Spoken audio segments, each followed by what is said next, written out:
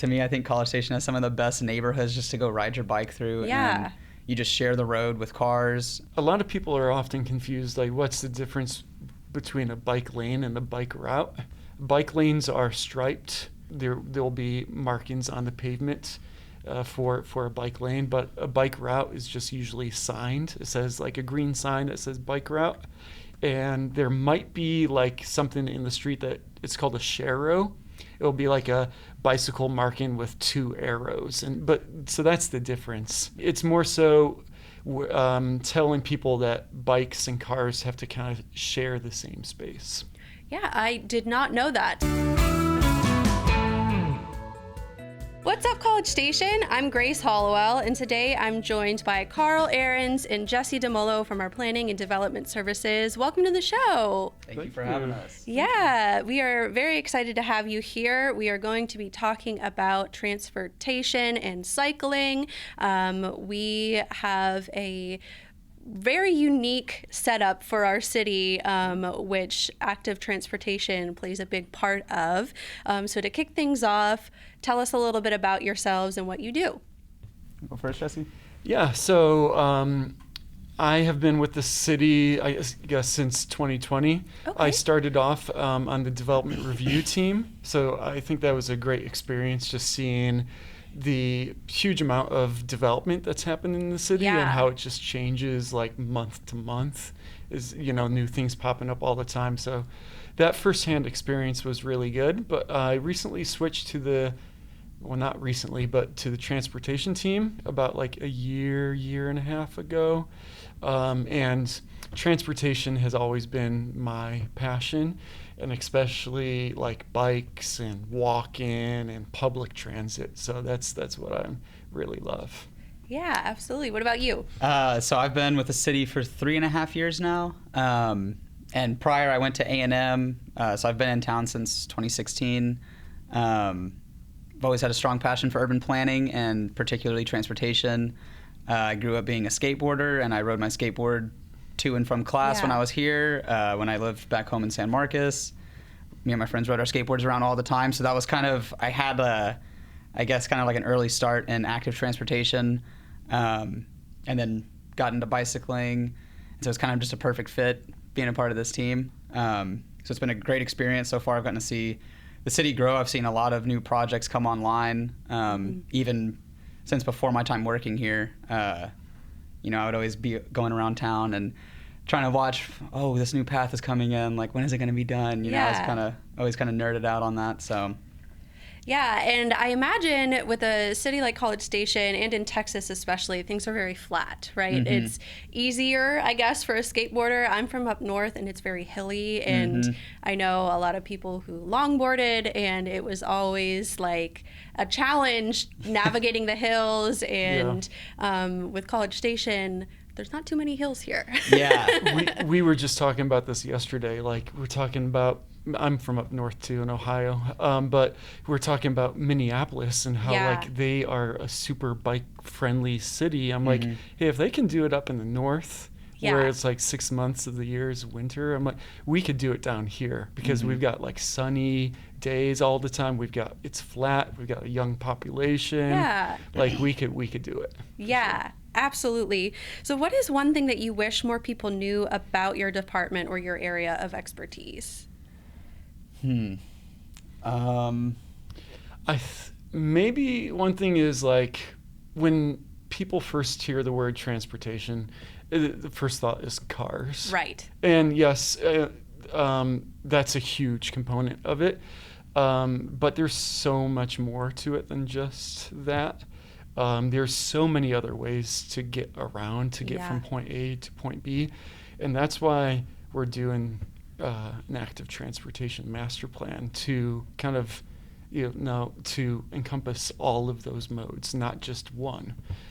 So I guess maybe that's one thing people don't tend to, like, the initial thought is not the other modes. It's the car first, but we have to balance all of the different users. Right. And going off of that, what is a misconception that people might have about transportation? The hot button topic, medians. Yeah. I mean, That's typically a misconception, is that they think that often that we are responsible for building the medians, and so people get pretty fired up about it. Yeah. And so we have to explain that. Yeah, because a lot of people might not know that a lot of our roads are not controlled by the city. They're controlled by TxDOT. So certain areas where they think, oh, we're in charge of them, we're not, and we don't really have much say in what happens to them. Yeah, and they're not always, they're not put in to inconvenience people. Right. It really is trying to eliminate those left turns that do create hazardous situations and contribute to more crashes. So there's a balance. There's a balance to it, as there is with a lot of things that we do. Like what you said, we've got TxDOT roads, we've got city roads, we have A&M roads, and then we also have private roads too. So a lot of it, the general public tends to think of it like all as city roads, but it's different jurisdictions working together. Oh, county roads too. Yeah. So. And everybody kind of has their own goal with what they're doing. A lot of the state highways, they're trying to move goods in and out of College Station and people in and out of College Station, whereas we're focused on, more local transportation. So it's kind of a lot of people at the table together trying to find a balance. Yeah. Yeah, absolutely. What is your favorite thing about your job? I think me and Jesse probably have similar answers with this, but one of my favorite things is getting out in the field. So I love going out and doing site visits. I oftentimes, especially now, I know about so many projects that are coming online and where they're going to be at. So I'll go ride my bike out and see what it looks like before. And then I love going and riding and seeing the after and seeing how it's actually changed. And then another thing, we just had an open house meeting this past Wednesday. For our active transportation plan. I love being at the community meetings, community bike rides, and just going out and being social. Me and Jesse are both very social people. So Sometimes, yeah. But that's definitely my favorite part, is getting out and actually interacting with the public. Yes, and you guys are a very active bunch. I know I see planning walking around City Hall all the time or outside and going on those site visits like you mentioned. And I feel like it's easy for a lot of office workers to kind of get stuck behind their desks and behind their screens. Yep. So definitely walkable paths that are close to where people live and where people work are very important. You see so much more when you walk, because the pace, compared to the speed in a vehicle, you kind of zooming by, so you might not see the details. But if biking or walking, you pick up on a lot more stuff, and so you see a lot more. Yeah, so it's a different perspective. Yeah. So how does what you do impact our community here in College Station? It has a huge impact. Yeah. You see it in a lot of surveys that come out. People's top concerns are often about traffic and traffic congestion.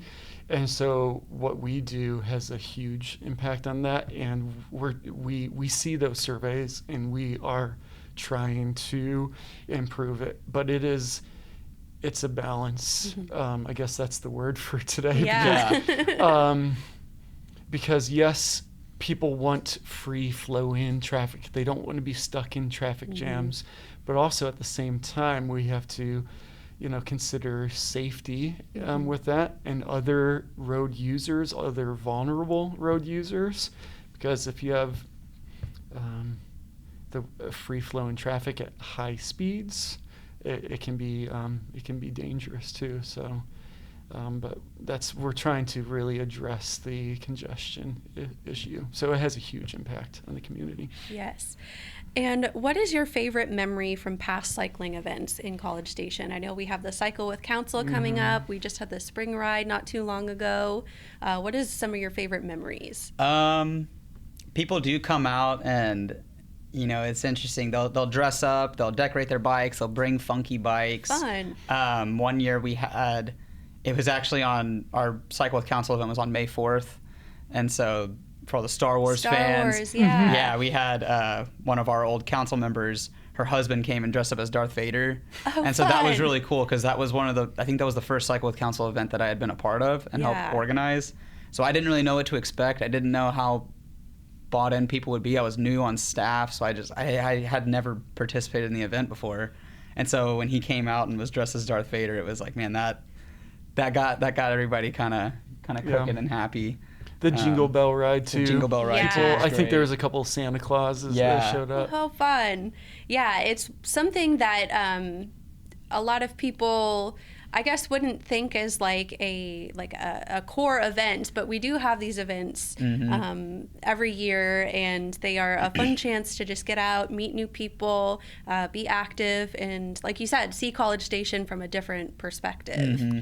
Yeah, we're trying to increase it to at least 4 times a year. Fun. Yeah, so. Awesome. And how can people contact you if they have questions about what we talk about today? Yeah, they can email us. We're in the office 5 days a week. Yeah, I mean, it's open door. City Hall, you can come into we're located on the first floor, Planning and Development Services, and also on our city website, there's contact information too for us. Yes, absolutely. So for people who might not be familiar, can you give us an overview of what active transportation means for College Station?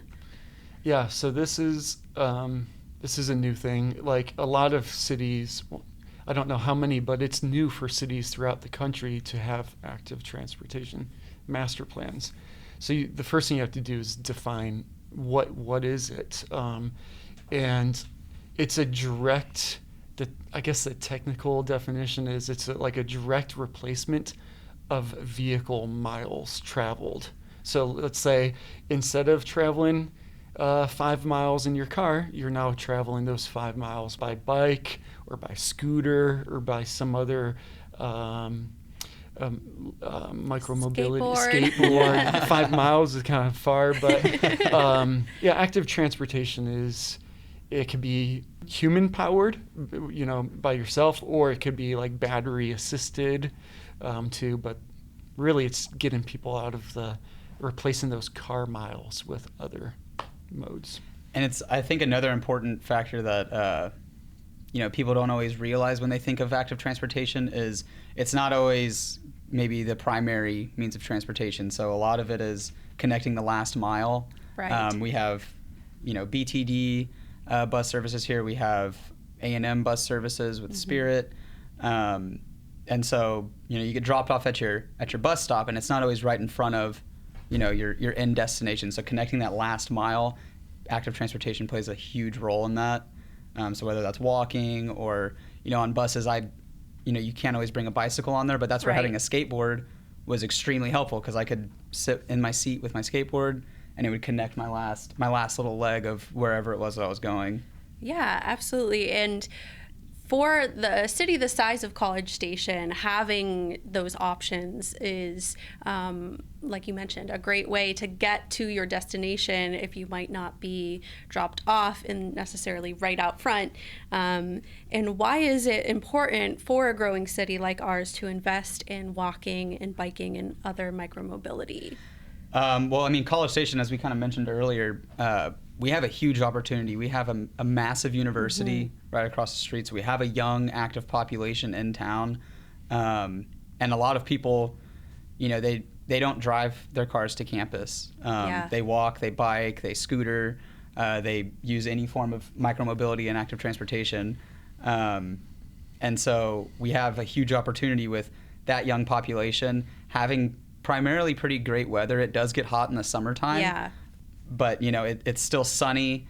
It's primarily pretty flat, and we have a lot of already just great existing facilities that connecting them is kind of our big goal right now on the team. And so it's important to plan for all that because with, growing traffic congestion and being able to get people out of their cars, that is kind of the way that you alleviate a lot of those traffic pressures is if you have a network that's connected that allows people to have another mode of transportation without having to rely on their vehicle. Yeah, I think your question was about like how the city's developing and what to do going forward. The amount of like available space or land in the city, it's being developed really fast. And there's like not too much like greenfield or like untouched land out there. So roads, travel lanes, roads, parking spaces take up a lot of space. And there's something called induced travel demand. It's but like you build a lane, and as soon as it's open, it fills up. Yeah. And it kind of encourages more driving. So it gets congested pretty quick, and so I think that's where other modes comes in to help alleviate those congestion concerns. Yes. And our city, we have an active transportation hub. Can you explain what that is and how residents can use it? Yeah, so that's just our webpage. It's www.cstx.gov/active transportation. That's we working with public communications. We get that webpage updated quite frequently. And you can find, it's a one-stop page for everything related to what we do. You can see bike maps, pedestrian walking maps and trails, our whole network, and kind of key destinations and how to plan your trip from one place to another.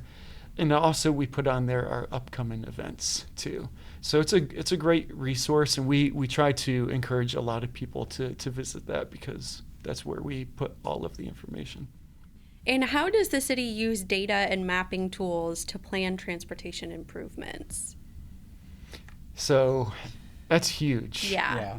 Like so much of what we do is data driven, but it's also backed by how the public in general feels through like surveys stuff. So we've got both qualitative and quantitative data that we use, but mapping, I mean, we love maps. We could look at all types of maps all the time, but we in the master plan we've got some new crash maps that we've made, and so you can see where crashes are happening. Wow. You can see these hot spots, and it's pretty easy to point them out, and then that can help guide us or guide the city in what needs to be fixed.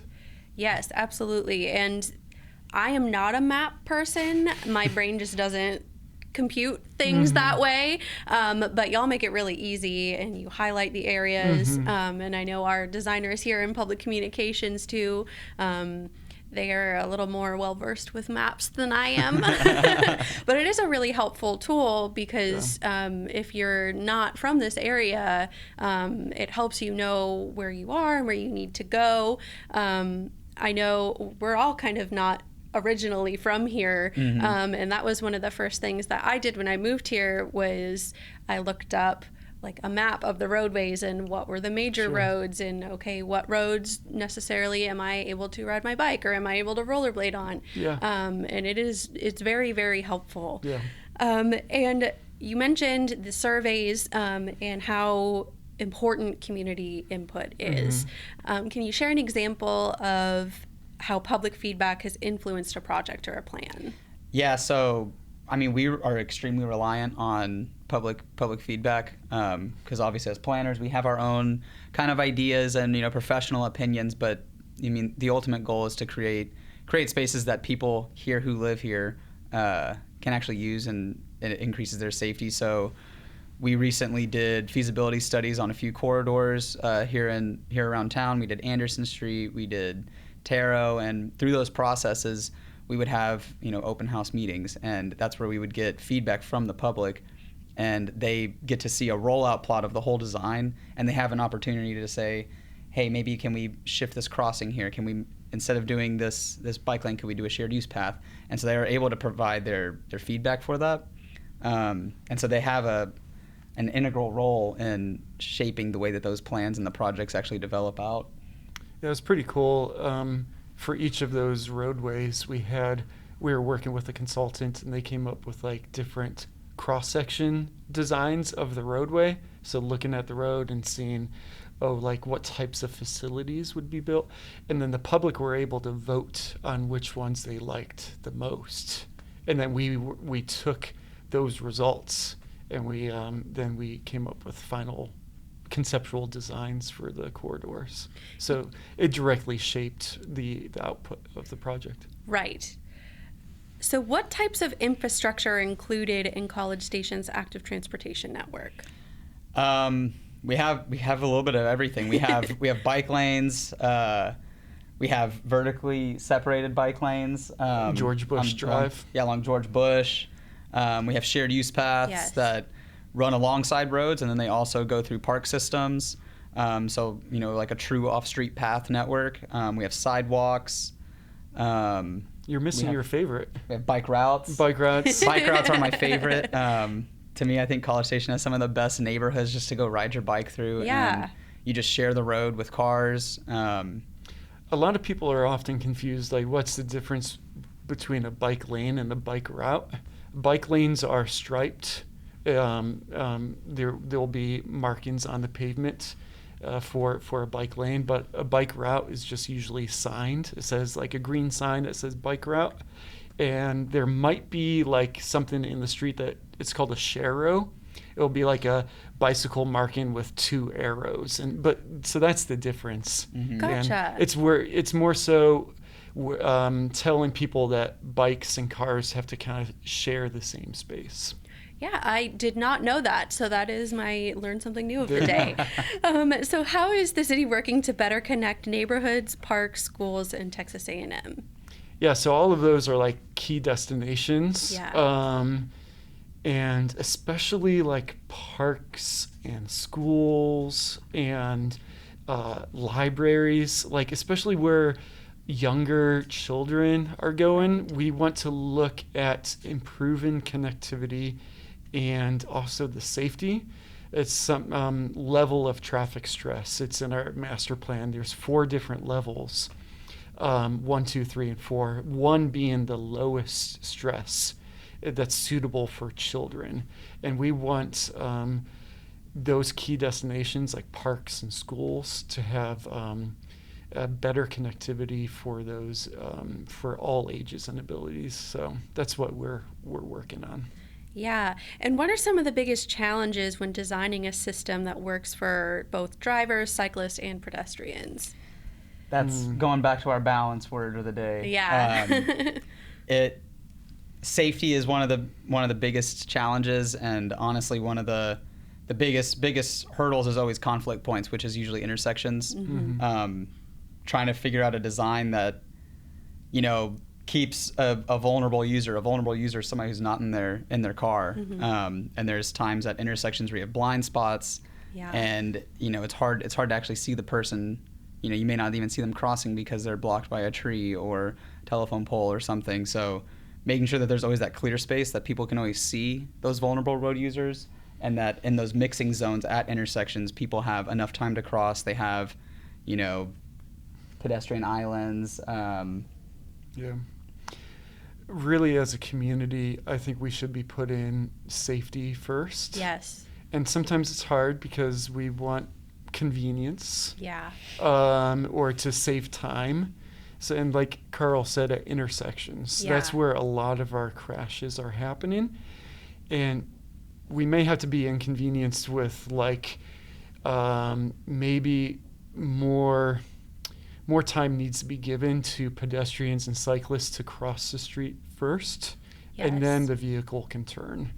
Because a lot of the times the right turns on red are very dangerous, or even if it's a green light and there's a pedestrian light at the same time and you're turning, that's very dangerous too.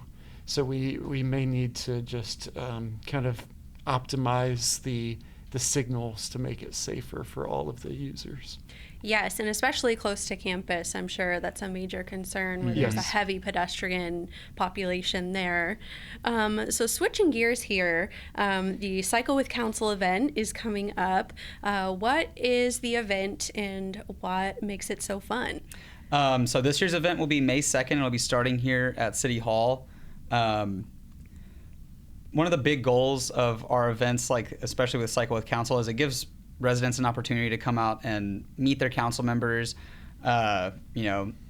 chat with the mayor, and it's a group of people all kind of sharing a common interest and goal of bicycling. And so we try to highlight new projects. This year we have the shared use pass along Lincoln, and we haven't had a chance to include in the route our vertical separated bike lanes along George Bush. And so now, being that Lincoln is wrapping up that project, we're going to be able to highlight both of those new facilities. And so it gives people an opportunity. Maybe they don't live in the part of town where they can ride Lincoln every day. And so some people may not even know that that's a new project coming in. And so it shows users you have different routes, you have different opportunities for, higher stress, lower stress options.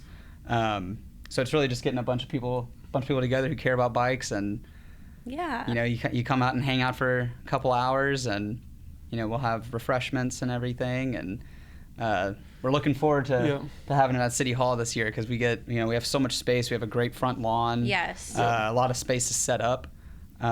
So it's just everybody getting together and sharing a common goal. First time doing it here. Yeah, this is our first event ever to start at City Hall. So fun, and it's a free event too, which is always nice. Yes. Now, if somebody doesn't have a bike, are they able to participate, or do they need to bring their own bikes? You do have to bring your own bike. We have had, though, we call it Cycle with Council. And we've had people come in like the one wheels. Yeah.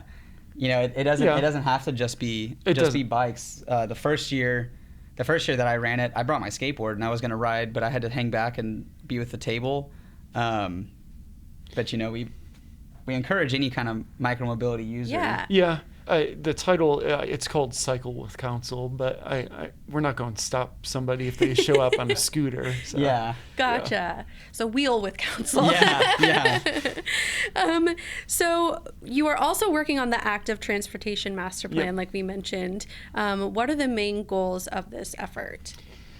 So we have actually 5 goals, and I don't have them completely memorized, but it's safety, connectivity, it's encouragement, it's encouraging people, and supporting it as a primary mode of transportation. Because there's a lot of people out there that may not own a car, right, may not have the extra funds available for purchasing a car. So that's one thing that we haven't talked about yet is the cost benefit. Right. It's so much cheaper. Yes, especially with gas prices going up. Yes. I hear it's around $12,000 a year for owning a vehicle, like including all of the cost. So it's a lot. Yeah. So that's one benefit of going with active transportation. But yeah, we're very close to adopting the master plan. We just had the open house meeting last Wednesday evening, but right now we have an online engagement that's going on, and there's a survey on our webpage, and people can view the entire master plan and leave comments. So we encourage people to visit the webpage. Yes, absolutely. Now, this question might be a little tricky, but what does success look like 5 to 10 years from now with the plan? So success would be a more connected network. Yeah. Right now we have a great network, but there are sections that they're kind of on islands from each other. And so bringing all those together to where you have a more flowing and cohesive network. And also, as Jesse mentioned earlier, we've looked at crash data. And so in our plan, we have crash data from the last 5 years. And, a successful network would be reducing those numbers and reducing those crashes at all those conflict points, as we've mentioned in this interview. Yeah, I think the last 2 years, the total number of crashes were 120. Wow. So we want to that for active transportation users. So success would be seeing these numbers come down in the future. Yeah, absolutely.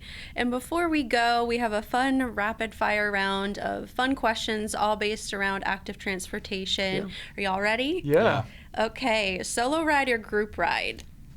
I love group riding, but solo ride because I like to put my headphones in and go fast. Group Gotcha. ride. I like both, but a group ride out to Lick Creek Park is a lot of fun on that trail. It's so nice. Awesome. Yeah. Your favorite post-ride treat or meal? It's the same time right here. Ready? All right. Coffee. Yep. Coffee. I was gonna say black ice Americano. but Okay, yes, so- Yeah. Coffee. Dream biking destination anywhere in the world? That's tough. My brother-in-law's from Albania. Oh, and wow. I really, really want to bike around Albania. It's a beautiful country. Yeah. So that's kind of my dream spot. Why not all of Europe? Yeah. I would do a circumference of all of Europe. Yeah. If you give me and Jesse 3 months off from work, we're Yeah, gonna bike all yeah, around we're good. Europe. Best advice for someone who wants to start biking or walking more in College Station? Honestly, it's something it can be intimidating. I grew up being a skater, and so I didn't have a bike for a long time, honestly. So it was kind of intimidating getting into it because I was like, do I really fit in? And then I realized it was like the most accepting, culture and like friend group. And so it's something that you kind of need to decide one day just to go do it, and it becomes a habit, and you do it, a couple times a week, and then you just build that habit and you keep carrying it out after that. Yeah, I think what's really important is, you mentioned it earlier, like when you come here to research, look at the maps before you actually go out, so that you're not going out blind. Right.